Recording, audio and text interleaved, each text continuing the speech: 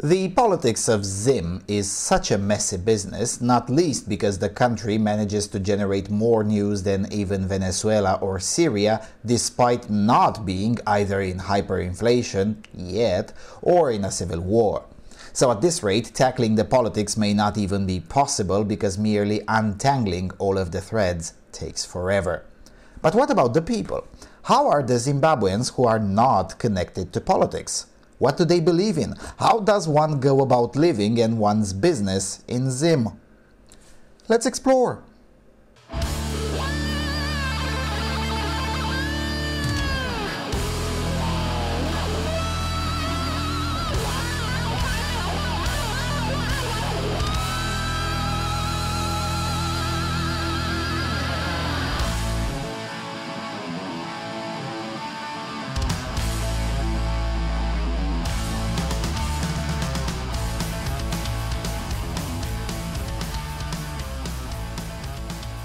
Hello everyone and welcome to the Freedom Alternative. Alright, so we continue our study of Zimbabwe, this time looking from the perspective of those who aren't politically connected, with a view to explain essentially how does one go about living in Zim. The main limitation is that this perspective only comes from the urban and suburban areas, because I didn't have the resources to visit the rural areas as well. So, in the following hour, we shall look at the following aspects. 1. Health hazards. 2. Religion. 3. Manifest observable behavior. 4. Susceptibility to propaganda. 5. Cultural quirks. And finally, number 6. Conclusions. All while you're looking at footage I've taken during my February 2019 visit to the country. The reason we're looking at these things is pretty simple. Zim is one of the poorest countries in the world, the third lowest GDP per capita, that has also been through a complete and utter civilizational collapse 10 years ago. As a result, present-day Zimbabwe is a good place to look when one wants to know what civilizational collapse looks like, and it's also a place from where one can draw lessons on what difference do the people make. Already in the previous video about the economics of Zimbabwe, I mentioned that although the collapse of 2008 was quite similar with the one experienced by Russia in 1991 at the fall of the USSR, the results weren't quite the same in terms of street safety, violence, and generally people's behavior. Such differences in outcome are worth studying in and of themselves, because the more complicated and sophisticated our civilization becomes, the more relevant it is to know what to expect if or when that sophistication takes a break. There is no definitive answer, and I certainly don't have a definitive pronouncement on the issue, but gathering more knowledge certainly does help. As usual, I don't claim to know everything about everything, nor do I proclaim that my observations on the field are the definitive and ultimate truth. So, with that said, let us proceed to Chapter 1, Health Hazards. One of the first things you are being told when preparing a trip to this area of the world is that there are health hazards. Which is true, there are. Higher than in any region of Europe. But how high are the risks though? And how much of it is the fault of the people, and how much of it is geography or other immutable factors? Well, it's complicated, because a significant portion of the reports and studies treat people not as individuals with agency and wisdom, but as groups to be used to further an agenda. One such example is the way the issue of HIV is being reported on. On one hand, we learn that, quote, unprotected heterosexual sex continues to be the main transmission route for new infections, unquote. This is very likely true simply by the law of big numbers. But on the other hand, in the good old gynocentric fashion, we also learn that, quote, women are disproportionately affected, unquote.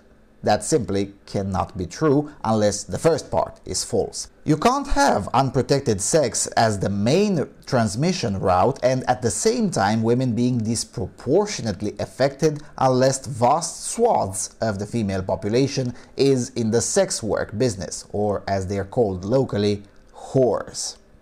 So what is the truth? Well, no one knows, because you're not allowed to ask. If you ask the foreign donors, you're a hater, a misogynist, and a homophobe. If you ask the local authorities, you're a hater. So there's that. Nevertheless, the prevalence of HIV in Zim is around 13.3% among adults. That's more than 30 times higher than the European average, excluding Russia, but also way beneath the regional standard. All of Zimbabwe's neighbors faring worse or much worse in this department. So while international players are quick to condemn Zim for its alleged patriarchy and gender norms, I wish I were joking, but seriously, maybe they should look at what makes Zim consistently fare better than the regional standard. And we'll look at some of that too later in the video. In any event, HIV is highly prevalent among prostitutes and prisoners. So if you don't visit the prostitutes and don't go to jail, HIV is no more of a risk than it is in Latvia or Panama. It exists, but nowhere near as high as many imagine. But then there are the geography-specific hazards, which are bound to stay high for many years to come, especially if the local authorities heed to the same insane ideas of the European Union and other international actors. For instance, the use of DDT is still the standard procedure in Zim, the country being one of the few in the world who told the international community to pound sand when the idea of banning DDT became fashionable among Western hipsters. While initially heeding to the scare in the 1990s, the people started gradually reverting to what they knew it works, instead of listening to people who don't live in the area and generally have little to no idea what they're talking about. Gradually, by mid-2000s, the government caught up with the people, and since then DDT is back on the menu. And it shows. The prevalence of malaria is significantly lower than the regional standard, with the most crowded areas of the country being also at very low or no risk of malaria. Quite frankly, I was deeply surprised, in a very pleasant way, just how much things have been changed for the better, not by government action, but by individual action. It may be harder in some days to find fresh meat, for instance, but finding anti-mosquito sprays both for indoor spraying and for outdoor use is very easy and highly affordable. Anything that helps with fighting these health hazards is unregulated and untaxed, and much to the surprise of nobody that understands economics, the spread of such tools approaches 100% in the country. Now, if only we could convince the government to do the same with food. In any event, malaria risk is largely dictated by geography, but minimizing the risk is dictated by local actions. And the result in Zimbabwe show us that it's not even necessarily a matter of economics. Much wealthier neighboring Botswana fares much worse in spite being an overall richer and more stable country. It's almost as if individuals matter or something. Finally, the third big health hazard in Zimbabwe is typhoid fever. This is where most progress has been achieved, largely by increased sanitation and also by deregulating the health sector, which has produced several dozens of first respondent private medical units who address a cluster as soon as it emerges, thus slowly making typhoid fever something that fewer and fewer people remember seeing and something that visitors rarely get a chance to be exposed to. Last year, there were 191 confirmed cases with 0 fatalities. Still high by European standards, but within the statistical margin of error by global standards. And yes, typhoid fever exists in Europe and North America too. 400 confirmed cases in the United States alone last year. The reduction of this risk is largely due to behavior, with sanitation measures being rigidly enforced by the people in ways that you would never see in Europe, that's for sure. While more than a third of Spaniards or Frenchmen don't wash their hands after using the toilet, such thing would be nearly impossible in Zim, where random strangers will immediately ask you if you washed your hands if it's not obvious you've done so. I saw this happening twice in 2 different places with people that didn't know each other. Do that in France and you'll be charged with harassment. In Zim, however, it's regarded as good practice and now part of the societal standard, alongside with displays in every washroom reminding everyone to just wash their bloody hands. It can get even rougher though.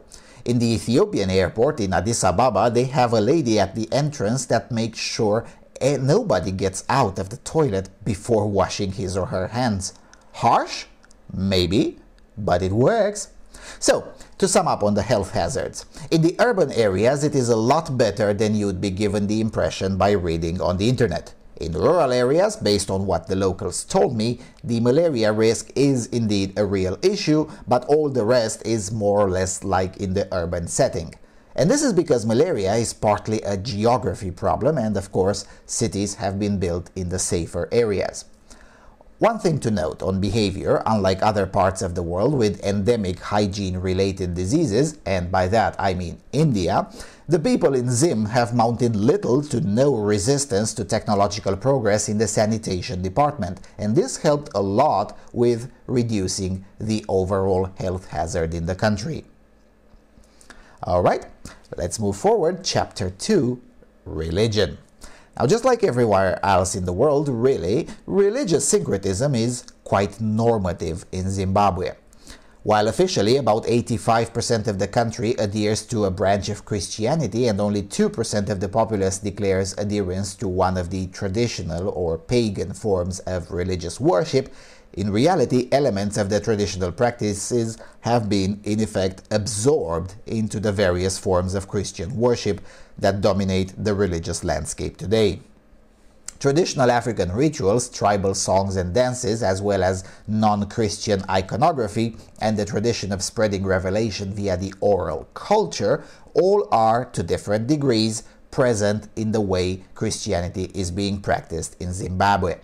When it comes to religious life, everything is Christian-centric, since the second largest religious group is atheists and non-religious, comprising between 10 and 12% of the country, while everything else is within the statistical margin of error, with Islam rising at about 0.7%, while Baha'i, Judaism and Hinduism being in the 0.1 to 0.2% ballpark. Nevertheless, Zim has a long tradition of religious tolerance that is still seriously observed in ways no longer that common in other parts of Africa. This, like most things in life, comes with a lot of good things, but also with trouble. For instance, nobody in the country seriously disputes that one of the main reasons Zim hasn't seen the levels of street violence comparable with any neighboring country, or really most of Africa, is because of the deep connection most of the people have with religious institutions who have been pretty serious and consistent in promoting peaceful behavior and non-violent resolutions to conflicts. This was most obvious during the economic crisis and at the beginning of this decade, a period which all political factions acknowledge it would have been far more violent had it not been for the religious leaders who worked tirelessly in their communities to decrease tension and use the religious message to achieve peace. This isn't even surprising by the societal standard of Zim. Most of the country's history in the last 150 years or so is marked by religious leaders stepping up to the plate and reducing the tension during difficult times. 150 years of pretty consistent track record is not something to ignore in a country and continent not exactly known for political stability. So that's the good part. The less than great part comes from the fact that there isn't always agreement between various Christian groups, even on basic things. Keep in mind that while 85% of the country is nominally Christian, the diversity is still big. The largest following goes to the Anglican Church, followed by Seventh-day Adventists, Methodists, and Roman Catholic with only 7%. What comes after the Roman Catholic are a multitude of, let's call them populist churches, Assembly of God types, and apostolic types, which oftentimes emphasize a less than pious message in terms of both wealth and health. For instance, in 2016, the more established churches have complained several times that their efforts to promote behaviors that would decrease the health hazards in the country, including HIV, are being undermined by these more populist churches who either allow or some outright promote unhealthy behaviors such as polygamy and prevent children from receiving immunizations. Now, this is the more polite way of putting it. The less polite way is basically that this guy, Paul Mwaja, is the kind of missionary gone really rogue.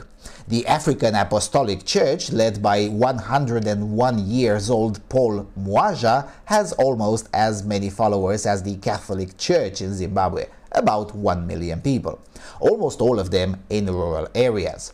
The other two big apostolic organizations also have about 1 million followers together, also mostly in rural areas. So when the leaders of these movements reject medicine, it kinda shows in the statistics. It also doesn't help when the seculars try to judge these people on far-left or so-called progressive grounds, largely because progressivism is outright rejected even in downtown Harare by the wealthy urbanite elite, let alone by the rural population.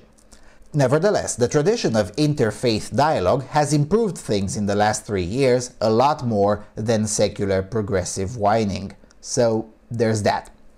On the other hand, religion is also responsible for Zimbabwe having one of the highest adult literacy rate in Africa, standing at about 90% and higher among young people.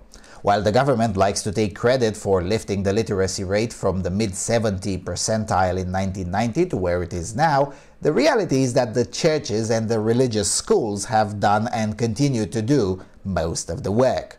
While the compulsory primary education program is meant to ensure functional literacy by the time of graduation, the quality of the state's education is pretty low, particularly in the rural areas, with most families preferring to go through the financial effort of sending their kids to private education, most of which is religious. Secondary education is entirely private and, again, most of it religious. And certainly it's the religious schools that admit most of the kids from very poor backgrounds. The rise of literacy in Zim coincides with the abrupt rise of private schools, both religious and secular, and the rise of private schools came when the government could no longer pay even the minimum primary education, the public sector losing almost half of its teachers as a result of hyperinflation. Meanwhile, private schools have adapted better by converting the enrollment fee with in-kind payments. One man with whom I spoke to studied at a private Catholic school during hyperinflation. He told me that at one point, because the inflation was making it impossible for the school to even keep the lights on, the school decided to ask the students to bring rice, flour, or cooking oil instead of money. The products they'd bring would then be used alongside with the things cultivated in the courtyard of the school to provide the meals for the students, and the rest would be sold on the black market to pay for the utilities in the school as well as paying the teachers in hard currency. While hyperinflation is no longer a concern for the time being, low payment in the public sector remains a huge issue, which makes private, especially private religious schools, far more attractive for both teachers and students. For teachers, it is, of course, the higher pay, while for students, it is the stability that attracts them. Students and their families know that the private schools have passed the test of time, including the harshest times, while the state schools, well, not really. Just as I was in the country last month, the public sector teachers mounted yet another strike. Every time the public sector teachers go on strike, the school attendance rate in the most at risk of exclusion rural areas drops to as low as 20%. That is in addition to the fact that more than 90% of them closed down during the strike itself. By comparison, religious schools suffer no such problems and oftentimes do temporarily open up for public school students during strike time to avoid commuting students staying on the streets through no fault of their own. All of this is to say that religion plays a very important role in Zimbabwe. Not always positive, but always significant, oftentimes far more significant than the government. While neighboring Botswana, Namibia, Zambia, and most importantly South Africa have seen consistent decrease in religious observance since the turn of the century, in Zimbabwe this has remained constant and consistently high, with 2/3 of the population attending religious service weekly. The increased fragmentation of the religious landscape did not change that at all, unlike neighboring South Africa, where interfaith conflict did emerge in the last 2 decades, largely due to the prevalence of a far leftist interpretation of both what religious tolerance and minority rights means. But more on that in Chapter 4. In the meantime, Chapter 3, Manifest Observable Behavior. Now, I took the liberty to borrow from Jack Conte's terminology because it's a good shorthand for how do people actually behave day in and day out. And there are quite a few striking differences. For instance, smoking is not frowned upon, but it's rare. This is the standard in most of Africa, of course, except North Africa. But drinking alcohol is distinctly different in Zim compared to the regional standard. Two of Zimbabwe's neighbors, South Africa and Botswana, are in the top 10 alcohol-drinking nations of Africa. Nearby Namibia is also in the top 10. Zimbabwe, however, is largely sober, oftentimes not even mentioned in studies dealing with alcoholism in Africa because there isn't much to talk about.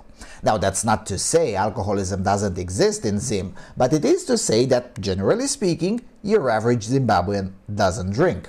As I explained more than 2 years ago in the video called The False Civil Society and Government Charities, there is a new puritanism to be found in Western activist so-called charities who routinely engage in hyperbole and outright lying when it comes to vices such as alcohol.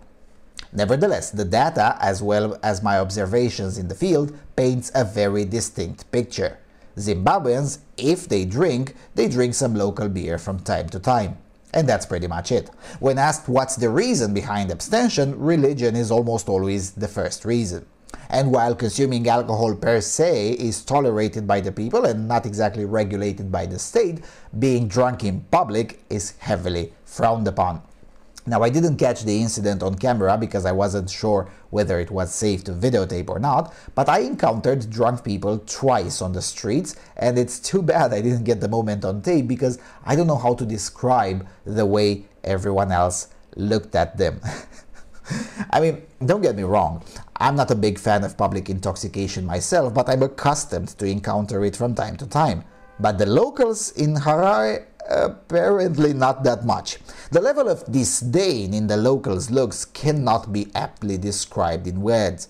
Mind you, the drunk individuals were also locals, and while we're at the topic of vices, chronic economic problems do tend to increase the levels of substance abuse. But while in most of the world alcohol tends to be the substance, in Zimbabwe it's marijuana, and particularly bronco, which is the street name for a cough syrup manufactured in South Africa that is illegal in Zimbabwe, but like anything else, easily available on the black market.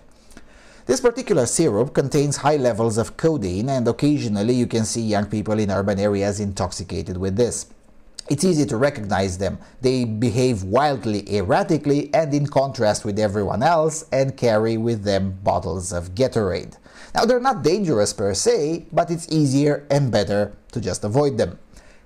And that's about it in terms of vices, or fun in general. There is no nightlife to speak of in Harare or other cities, not in the way the word nightlife is understood in Europe or North America. The way nightlife is understood in Zimbabwe is more like buying a few beverages from one of the commercial centers, and there aren't that many of those either, and then spend the evening with a few friends in your garden in a gated community. That's what I did eventually too, after 2 nights of trying to find the nightlife of Harare, which you can read about on the internet, but not exactly experience while here. And notice that I said spend the evening, and that's because by 11 p.m. everything just shuts down. It's not like a mandatory thing, streetlights still work, nobody cuts the power or anything like that, but finding anyone awake after 11 p.m., even cab drivers, is highly unlikely. Some locals told me this is reminiscent of the period when there was an active violent criminal element that operated mostly during night times, but older locals say this has always been the case. While it was never really an imposed curfew, and it's clearly not forbidden to do stuff during nighttime, the de facto societal standard is that you're supposed to cease any activity after 11 p.m., especially in public, but preferably in private as well. The deep religious observance is also easily noticeable in the way people dress. From the very rich in the expensive gated suburbs to the very poor, people dress in a very conservative manner. If you've paid attention to the footage, both in this video and in the previous one, it is very rare to see anyone wearing shorts. even though the temperatures outside were consistently around 30 degrees Celsius throughout my visit. Zimbabweans take great care in how they dress before leaving their homes, to extents that you'll rarely see anywhere in Europe. Locals don't think this is a big deal as they regard it as just normal things, but those who did get the chance to visit Europe or North America in the past have told me that one of their biggest shocks was to see just how badly dressed Europeans are. They must have met only the liberals, I guess. Anyway, another behavior that is omnipresent in Zim is the extreme levels of politeness both in public and in private. I would go as far as to say that oftentimes Zimbabweans are annoyingly polite. With that said, this is also rooted in the religious education that most have gone through, especially in the urban areas. And it has some positive effects too. I've never seen more disciplined and polite teenagers in a restaurant than those who arrived from the school across the street at the end of their classes. As always, when I travel, I sought to eat where the locals eat, purposefully avoiding the places meant to cater to tourists, and it was totally worth it judging by the reaction of another European visitor to whom I suggested to try my favorite places instead of the downtown hipster places. In his words, people are more polite in the working class restaurants.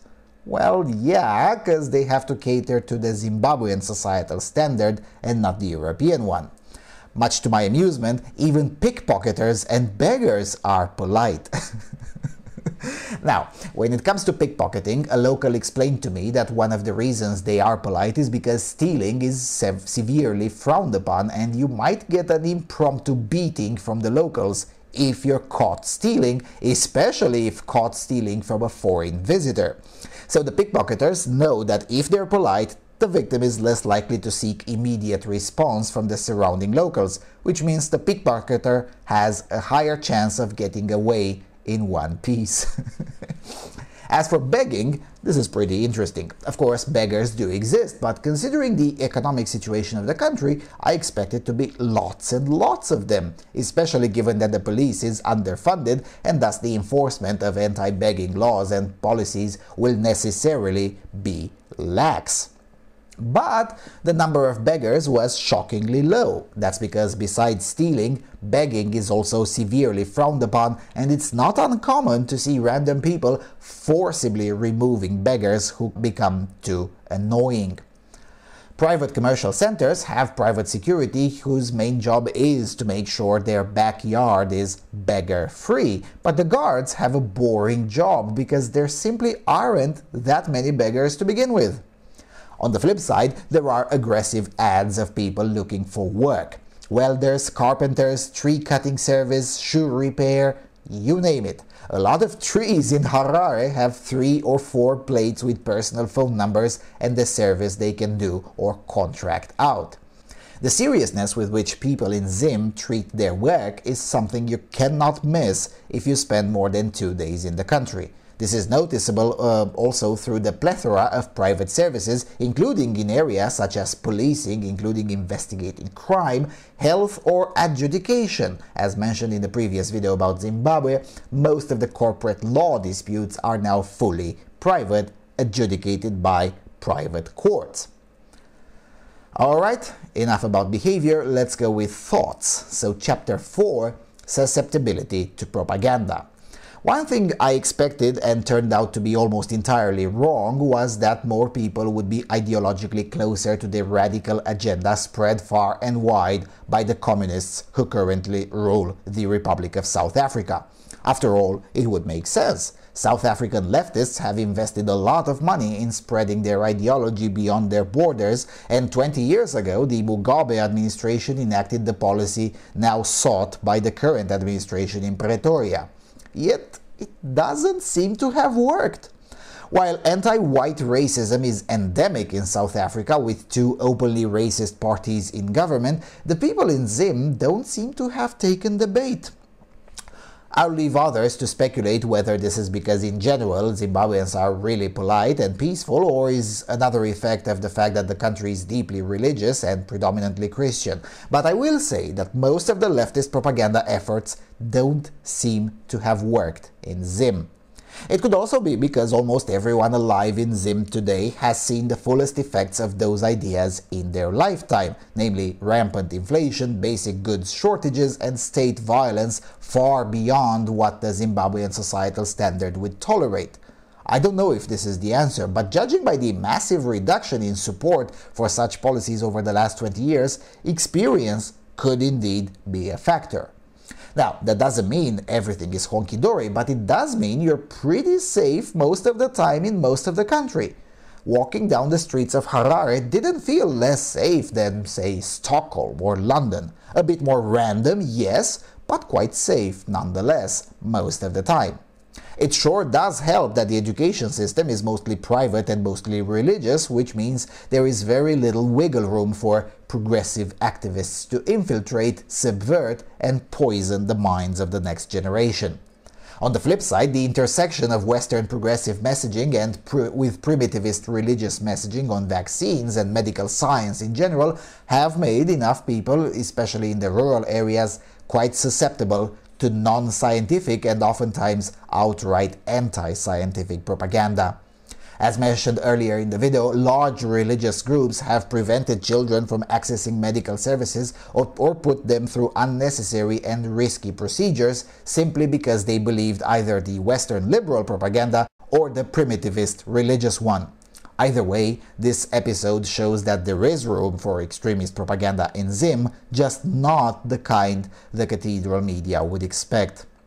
Nevertheless, overall I found the educated urbanites in Harare to be less susceptible to propaganda than their counterparts in the big capitals of Europe. While in the big capitals of Europe, belief in extremist and discredited ideas such as socialism, anti-white racism, or anti-Christian policies are commonplace, such ideas don't exactly find an audience in Zim. Now, that's not to say such people don't exist, they sure do, but the larger acceptance of such ideas doesn't exist. And it's not for lack of trying. The LGBTist lobby, and particularly the transgenderist sect, is aggressively being pushed in the media, mostly funded by South African NGOs, as well as, wait for it, the Swedish government. The same Swedish government that also funds anti-corruption campaigns in Zim, even though the kronor would be better spent in such campaigns inside Sweden itself.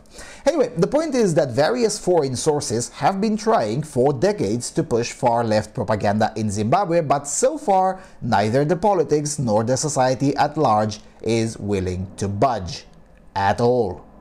It remains to be seen about politics, though. Zim might want to rejoin the Commonwealth, so nobody should be surprised if the government will be pressured to change some of its policies. But even that is quite a stretch. Honestly, the way Zim will evolve over the next 10 years on these matters will be interesting to observe from a practical politics standpoint. Regardless of the result, whether well-funded foreign social activists win or the locals maintain most of the status quo, the process itself will yield one of the rare occasions to observe a propaganda campaign on a people and on a country that could not be less susceptible to such propaganda. I don't know what the result will be, but I do know it's worth following. Alright, now let's talk about cultural quirks, Chapter 5. Well, in addition to being annoyingly polite, I noticed something that really made me sad. There are virtually no kittens in Harare. That's terrible! I only encountered one little kitten, and when I approached to pat the cat, it ran away through one of the huge gates and then behind an even bigger wall. The way it was explained to me by several locals as well as Africans from other countries who've been living in Zim, the further south you go in Africa, the fewer small kittens you'll be encountering. It's not that kittens don't grow in the region, they do. There are even some distinct South African species of cute kittens, but people don't adopt them and generally don't domesticate them. Apparently, there is a large-scale case of superstition rooted in pagan traditions and beliefs related to witchcraft. And as stereotypically as it may sound, the black cat is by far the worst and the most feared. But in general, kittens are regarded as bad omen. As a result, domestic cats are very, very rare and street cats are essentially non-existent. So nothing cute and fluffy to pat while walking down the street. That, my fellow deplorables, is terrible.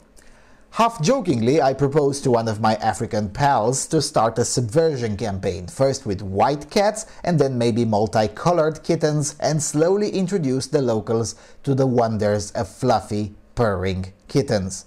Because seriously, a place with no kittens is a sad place. We could sell it as a health feature. And this is the part where I'm not joking. I spent a part of my visit staying at a 5-star hotel which was spending a small fortune trying to make its interior garden as appealing as possible to wealthy tourists who could afford to stay at that hotel. But no matter how much they spent, there were still a few mice around the edges of the garden. A kitten would be far cheaper and would also entice the tourists. I certainly would have been more generous at the bar if a fluffy kitten would have been available for petting while enjoying the warm evenings. Anyway, I found the aversion to kittens quite surprising and indeed worrisome. I mean, who doesn't like kittens? From ISIS to Indira Gandhi, from the freaking Nazis to Barack Obama and Ronald Reagan, not to mention the traditional kitten on Downing Street, everyone, no matter his or her politics, loves kittens. So clearly, people in Zim need to work on their kitehophobia. I'm sorry, but this really affected me. Anyway, aside from the kitehophobia, I also found more familiar and more relatable cultural quirks in Zim, quirks stemming from spending time under a socialist dictatorship. For instance, it is not uncommon in Zimbabwe to hear any toothpaste being called Colgate or every soft drink called Coke. In the same way in Romania we'd call any 4x4 car a Jeep or any sneakers Adidas. Only we went one step further with the latter. Not only we still call any sneakers Adidas today, plural Adidas, but it also completely formalized. Internet ads are offering Adidas Nike. While I haven't seen syncretism to this degree in Zim, I did get strange looks in the supermarket for looking for orange juice. Eventually, the clerk figured it out that what I really wanted was an orange Coke. Also, in the funnier quirks department, potbellies are perceived as a sign of wealth and success in Zimbabwe. Perhaps that's why I liked it so much. On a more serious note, when it comes to divorce, the societal standard is only tolerant with women divorcing, but not men. This goes in contradiction to the societal standard on multiple partners, which is only tolerant with polygamy, but not polyandry. Keep in mind, I'm talking here about the societal standard, not the law. The law is like in Europe. Polygamy is illegal and divorce is legal no matter who initiates it. But, as explained in previous videos, the societal standard takes precedence over the law. And while we're on this topic, the majority of marriages in Zimbabwe are what the law calls customary marriage, which is an aspect of the law that was meant to protect pre-colonial traditions, but ended up legally protecting polygamy and created an entire clusterfuck in terms of inheritance rights. Yikes! And finally, one other cultural quirk that I could definitely relate to, Zimbabweans have developed a very cynical practice of poking fun at and laugh through the most serious matters. Very similar to the cynical but otherwise awesome jokes being formed back in the communist era, both in the Intermarium and the Soviet Union.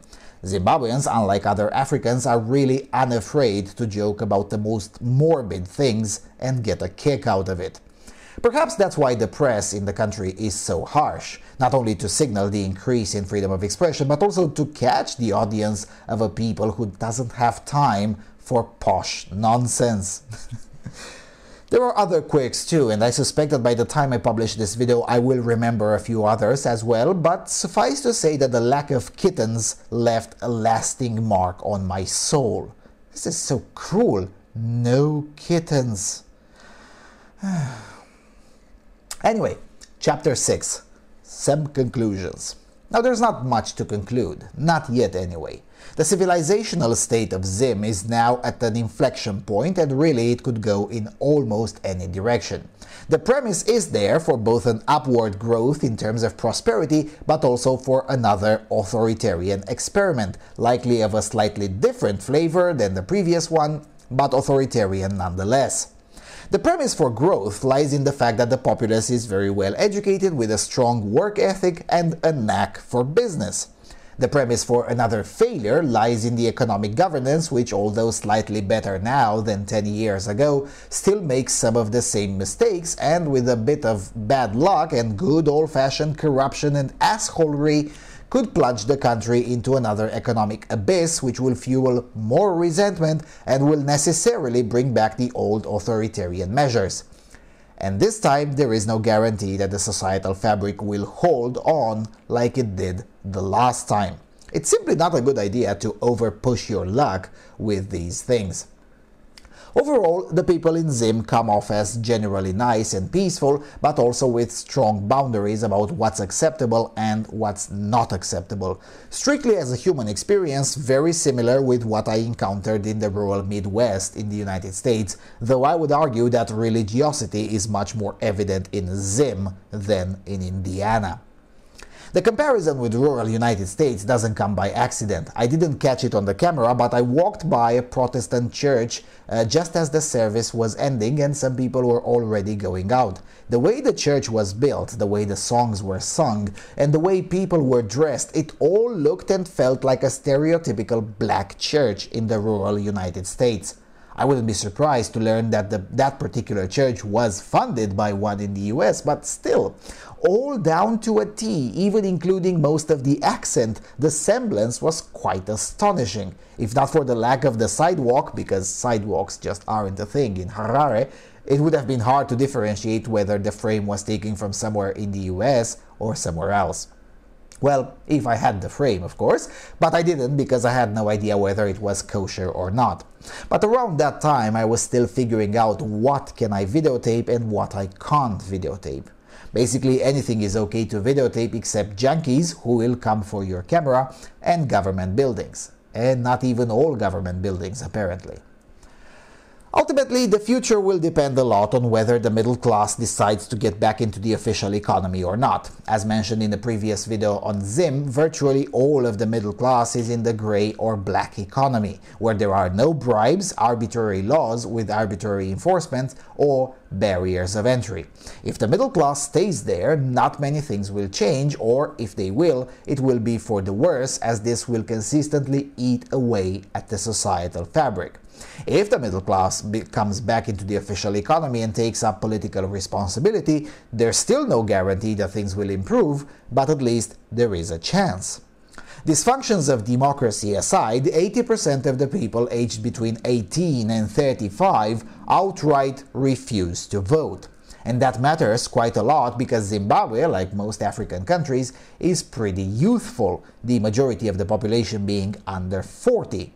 Now, this could be argued that youngsters simply don't see the solution to their problems in politics, but rather in the market, which is a legitimate point to make. But at the same time, neglecting politics entirely leaves the field to very old wannabe dictators, old corrupt officials, and perhaps, most dangerously, foreign-funded activists with an axe to grind whose priorities don't include the liberty or the well-being of most Zimbabweans.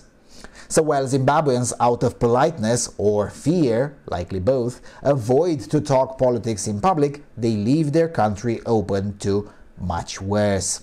An economic collapse is terrible, but a societal collapse via ideological corruption is irreversible. As Zimbabwe can show, people can be incredibly resilient even against some of the worst odds if there is a societal fabric. And in history, nations that merely collapsed economically have been able to rise back, even if some of them needed as much as 100 years. But there is no example in history of a nation that collapsed civilizationally that rose back.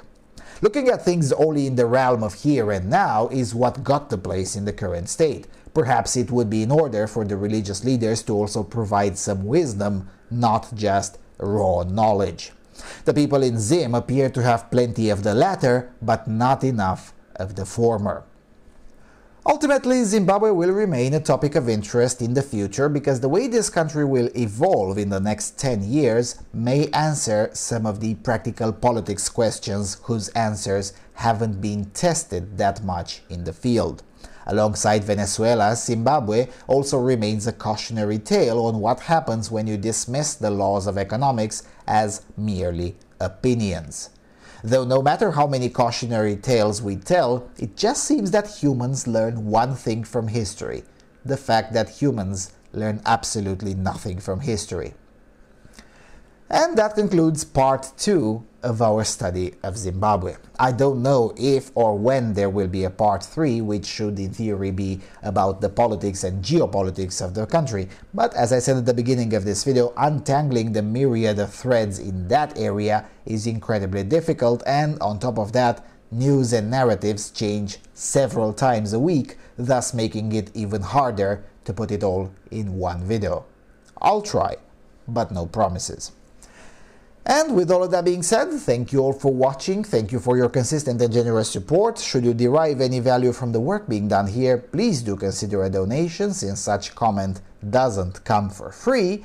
Please do visit our website, and I will see you all soon on the Freedom Alternative.